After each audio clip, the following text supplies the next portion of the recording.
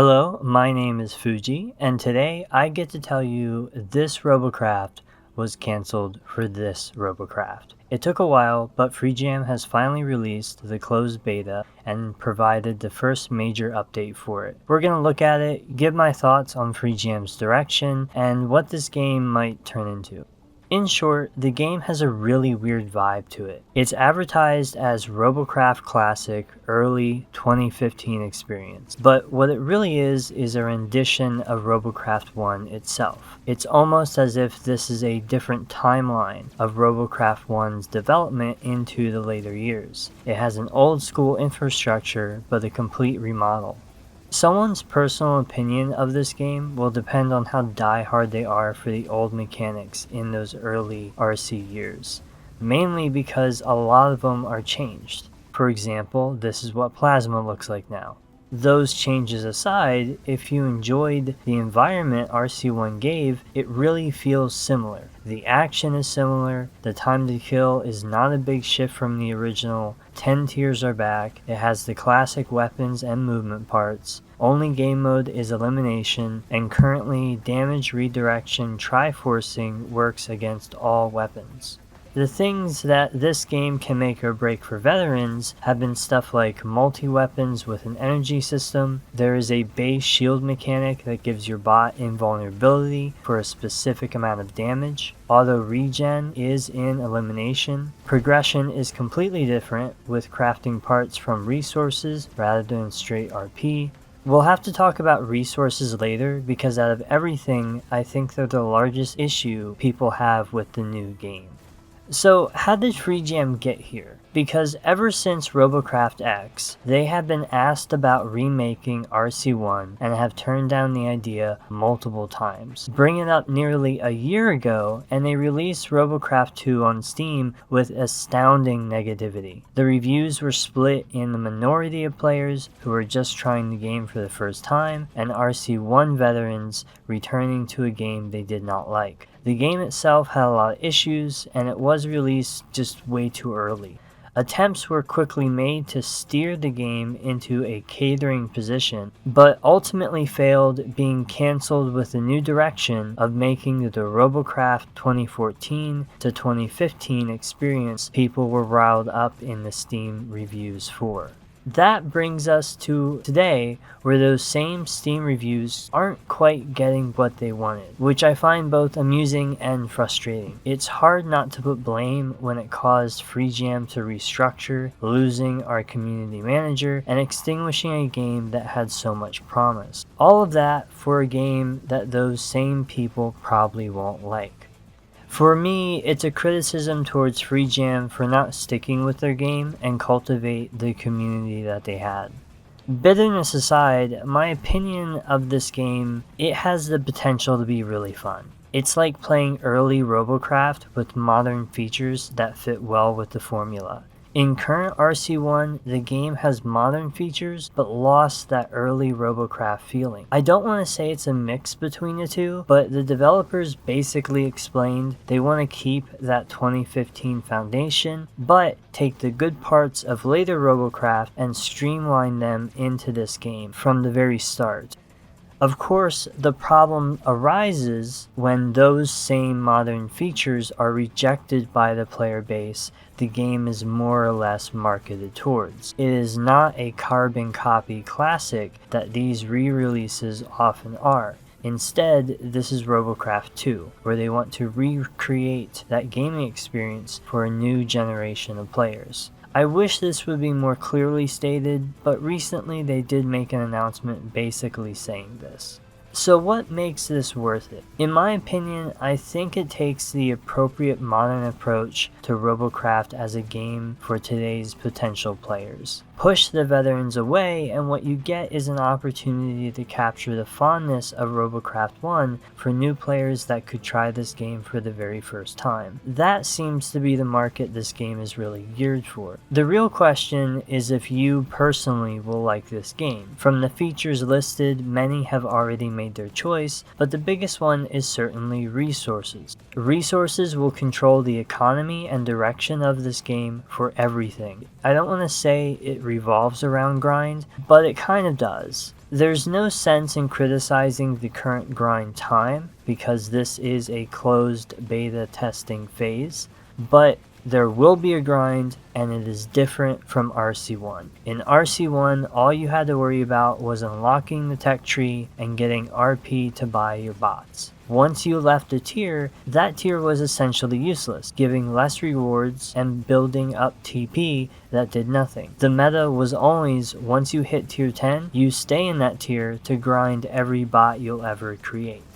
This is now completely different, with 5 different resources, each one having qualities that represent the tier used to build with. For example, a tier 1 SMG requires coarse Modernium, but a tier 4 SMG requires refined Modernium, a class up from the same material. This creates horizontal control over progression and bot creation. Another example is tier 7 is the highest that will drop polished materials. Tier 8 and higher, and you'll never drop the polished Latium to continue making tier 7 SMGs. What all this basically means is you can't trickle down your economy by farming tier 10. You must drop to the lower tiers if you want to build lower tier bots. I can make tier 10 walker legs all day, but I can't make a tier 4 hover because I'm lacking the materials that only drop in that tier range.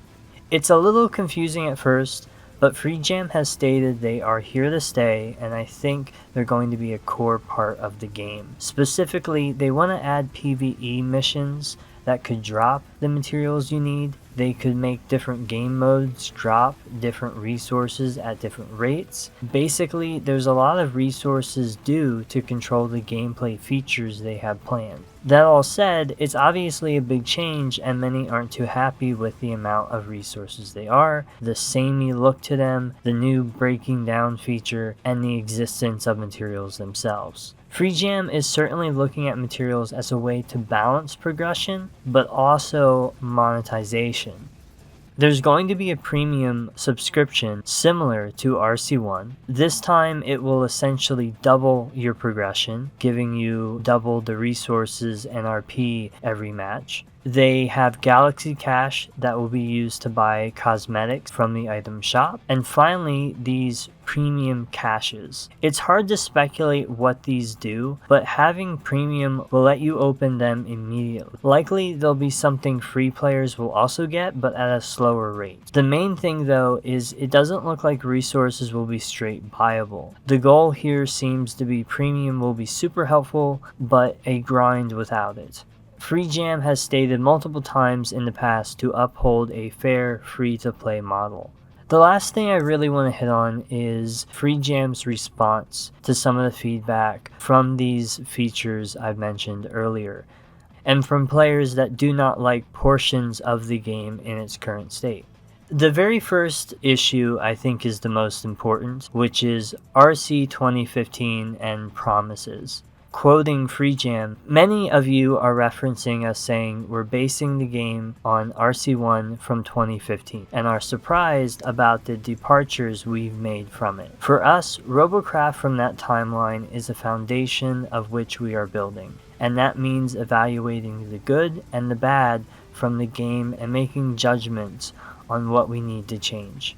2015 is almost 10 years ago, and our goal is not just to recreate that game, but build something new which carries the same excitement and fun you found those years ago.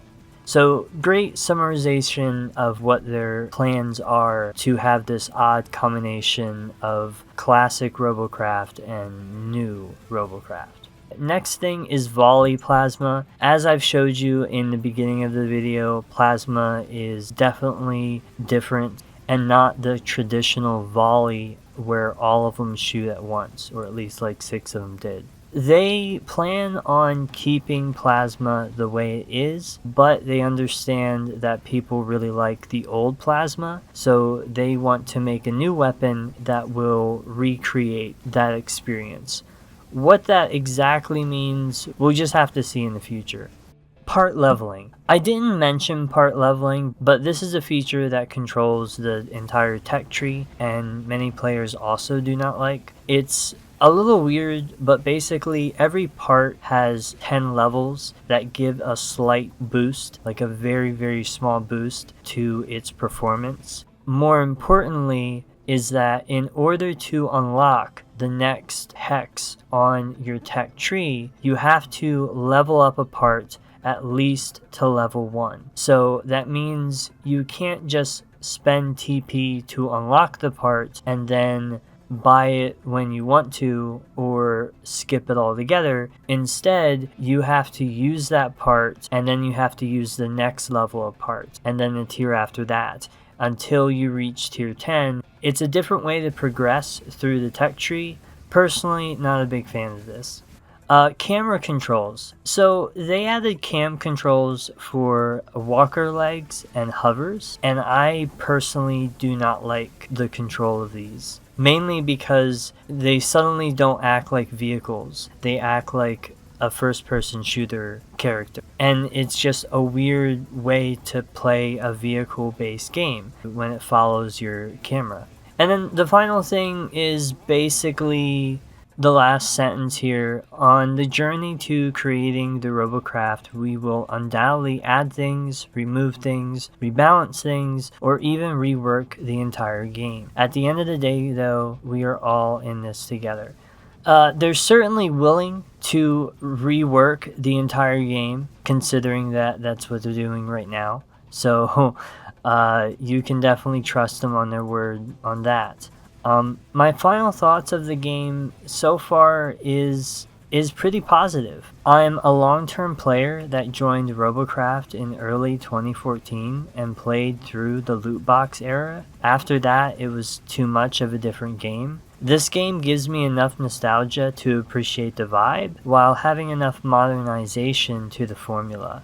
It's not exactly RC1, but it feels close enough for me. Mainly because I don't outright hate or reject some of the changes FreeJam has made in the game. All of us have our favorite time in RC1, and despite the golden era, I think 2015 to mid-2016 boost era was the most fun to play, even though my favorite bot was ruined sometime in 2015. That said, there's a lot of work FreeJam needs to put in before it's ready to release. It is in a closed beta testing state currently, so all the balance and features are not the final product. Pure gameplay though, I think it will be absolutely amazing when I can play with other people. If there was other players in the lobby, I think I would play this game all day as much as I could, just because it's just a unique experience. I've never had a game that could copy what Robocraft did, and I think this is close enough to the original formula to not feel like what Robocraft 1 is today. That is the end of the video. I hope you enjoyed it. I plan on making more Robocraft 2 content as the game develops. Thank you for watching and have a great day.